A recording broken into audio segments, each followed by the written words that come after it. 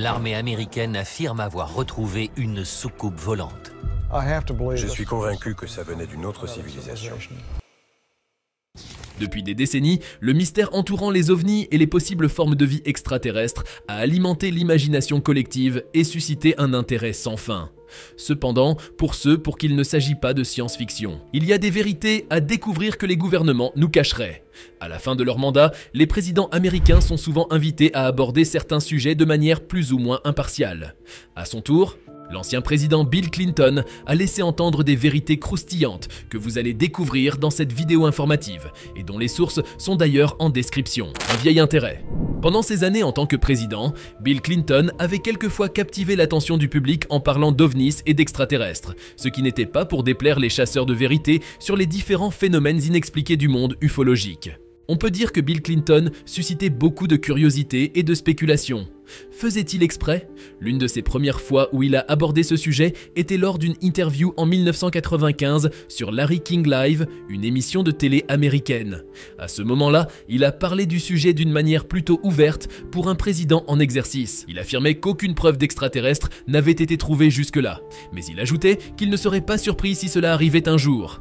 Et comme vous pouvez le deviner, cela a vraiment intéressé beaucoup de gens, mais n'a surtout fait qu'alimenter les théories sur ce que le gouvernement américain pourrait savoir sur les ovnis.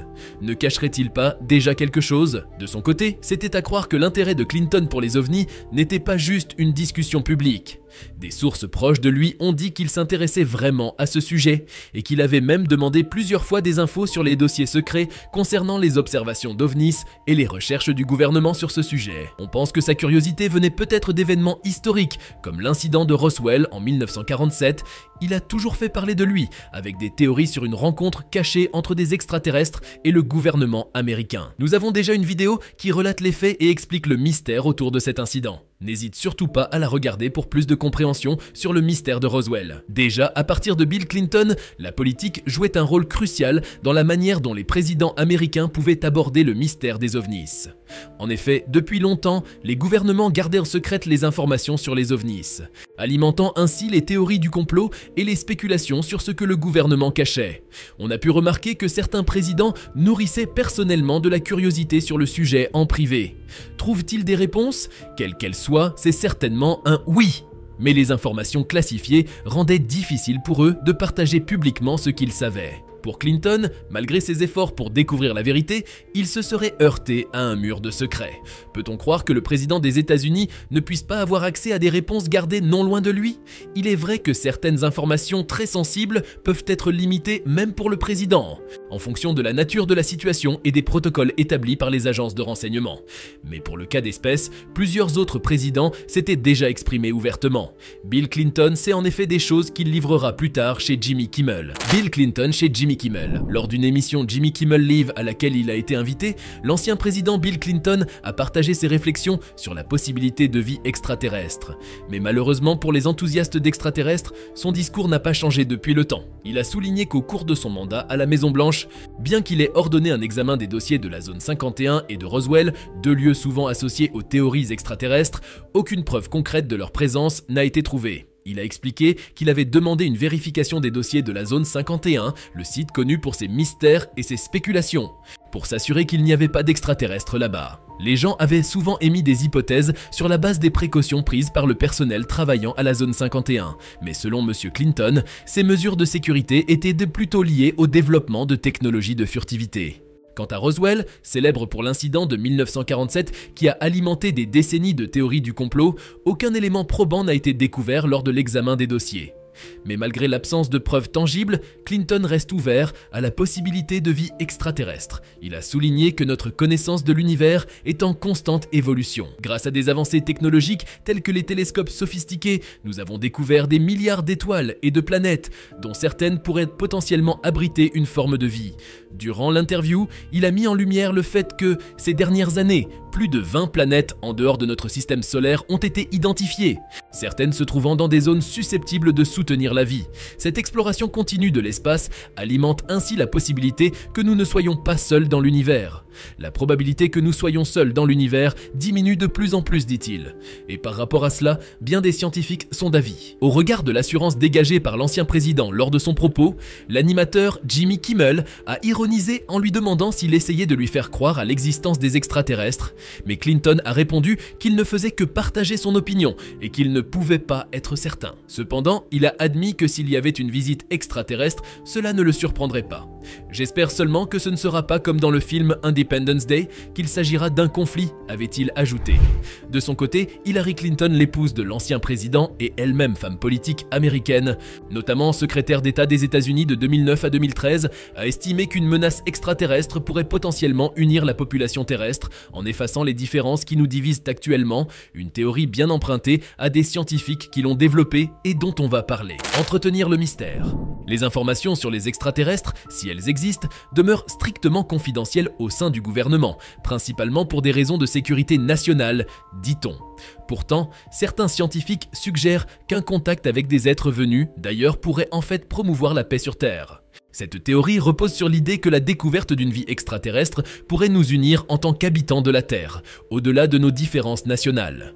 Cependant, ce n'est pas nécessairement ce que les politiques recherchent aujourd'hui. Ils sont plus portés à alimenter les conflits pour le pouvoir. Envisager un contact avec des extraterrestres ouvre des perspectives fascinantes. Cela pourrait nous inciter à adopter une vision mondiale, nous considérant comme des citoyens de l'univers plutôt que simplement des habitants d'un pays. La réalisation que nous ne sommes pas seuls dans l'univers pourrait inspirer un sentiment d'unité et de solidarité envers toute l'humanité. De manière amusante, l'idée que les extraterrestres possèdent une technologie avancée suscite déjà l'enthousiasme et la curiosité. Leur savoir-faire technologique pourrait nous permettre de repousser les limites de notre compréhension et de notre ingénierie, offrant des perspectives sur des domaines comme les voyages spatiaux, la durabilité environnementale, voire la gestion des médias sociaux, si jamais ils ont aussi Facebook, Instagram et autres. Cependant, malgré ces perspectives optimistes, peut-être même trop optimistes, il existe des incertitudes quant à la réaction générale à la révélation de l'existence et de la proximité des extraterrestres. Les chercheurs ne s'accordent pas sur la manière dont les gens réagiraient à une telle découverte. Et il est difficile de prédire comment les gouvernements et les dirigeants politiques géreraient une telle situation. Il est légitime de se demander si un gouvernement aurait intérêt à révéler une telle information. Une société mondiale unie pourrait remettre en question l'autorité des dirigeants nationaux et perturber les équilibres de pouvoir existants, comme je l'ai mentionné précédemment. Dans ce contexte, il est plausible que certains gouvernements, en particulier les plus puissants, préféreraient garder secrètes les visites extraterrestres, même si elles pourraient finalement bénéficier à l'ensemble de l'humanité. Et c'est sur ce point que certains spéculent, affirmant que les gouvernements en savent plus qu'ils ne prétendent. Un récit de Max Barry, écrivain australien, évoque comment, dès son investiture, un président a utilisé son autorité pour enquêter sur les mystères entourant les ovnis. À sa grande surprise, le chef d'état-major de l'armée de l'air admet l'existence d'un spécimen extraterrestre caché dans la zone 51. Ce récit présente des similitudes avec les histoires de Clinton et surtout d'Obama, à l'exception de la conclusion. En effet, l'ancien président Obama a également été interrogé sur le sujet. Lors d'une émission sur CBS avec Reggie Watts, Obama partage cette anecdote. Peu après son investiture, il a demandé à qui de droit s'il existait un laboratoire secret contenant des spécimens extraterrestres et des vaisseaux spatiaux. La réponse, sans grande surprise pour lui, était un non. Il n'y avait pas de laboratoire secret d'OVNI. Dans cette interview, il avait été révélé qu'il existe des enregistrements vidéo et des témoignages d'observation d'objets volants dans le ciel, dont la nature reste inexpliquée. Ces séquences montrent des objets se déplaçant d'une manière défiant notre compréhension actuelle de la physique et de l'aéronautique. Dans le récit de Barry, tout comme dans l'opinion publique générale, il semble plausible que le gouvernement américain détienne des secrets liés aux visiteurs de l'espace. Après tout, le gouvernement remplit tous les critères classiques de suspicion, il possède les ressources, le motif et l'opportunité nécessaires pour dissimuler de telles informations.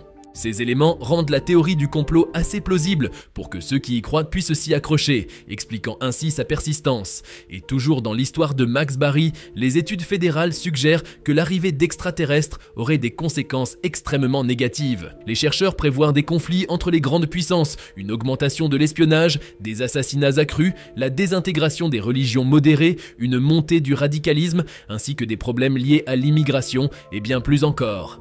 En effet, à côté du scénario positif que nous avons décrit précédemment, celui-ci, bien que fictif, représentent peut-être les véritables craintes des gouvernements concernant le phénomène des ovnis, comme évoqué dans le rapport du Robertson Panel en 1953. Il s'agissait d'un groupe mandaté par la CIA qui craignait que les rapports sur les ovnis ne soient exploités par les soviétiques pour semer l'hystérie et la panique aux États-Unis. En général, les gouvernements cherchent à éviter toute forme d'hystérie ou de panique à l'intérieur de leurs frontières, ce qui pourrait les pousser à dissimuler ou à mentir sur l'origine potentielle de cette panique, surtout si les extraterrestres étaient perçus comme une menace apocalyptique, comme cela est souvent dépeint dans des films tels que La guerre des mondes, Independence Day ou encore Le jour où la Terre s'arrêta. Certains croient que le gouvernement américain cache la plus grande découverte de l'humanité pour maintenir un avantage. Et vous, qu'en pensez-vous? Nous sommes à la fin de cette vidéo, j'espère que vous l'avez aimée, il est temps de la liker et surtout, n'oubliez pas de vous abonner.